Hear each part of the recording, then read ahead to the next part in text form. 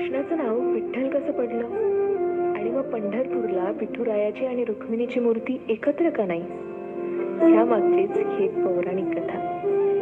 कृष्ण निजला निवांत, आठवली त्याला राधा, राधेला केले जादूने जिवंत, जणू काय झाली त्याला प्रेमबाधा. समोरून आली रुक्मिणी, कृष्णासंग राधास पाहिली, डोळे झाले लाल लाल, म्हणे मी कृष्णा सोडून चालली. कुठे गेली रुक्मिणी कुणास बाई ठाऊक, कृष्ण भटकतोय तिला शोधत, होऊन व्याकुळ भाऊक. पोहोचला बाई कृष्ण शोधत तिरी चंद्रभागेच्या, आणि रुक्मिणी दिसली दिंडी रवनात पंढरीच्या. कृष्ण म्हणवितो रुक्मिणीस, पण ती रुसलेली फार, म्हणतो कसा, अगं रुक्मिणी कसा करू मी तुझ्या विना वैकुंठाचा संसार. रुक्मिणी नाराज, त्यातच कृष्णास आठवे भक्त एक थोर, नाव त्याचे पुंडलिक, लय गुणाचं ते पोर. पुंडलिकाच्या घरी आली कृष्णाची गबाई स्वारी, पुंडलिक करीतो आई बापाची सेवा, ठेवून उभा विटेवर कृष्णाला धाडी.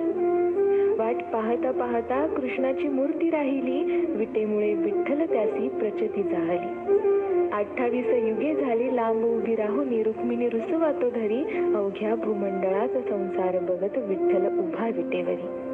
भूमंडळी म्हणे विठ्ठलास बाप, आणि रुक्मिणी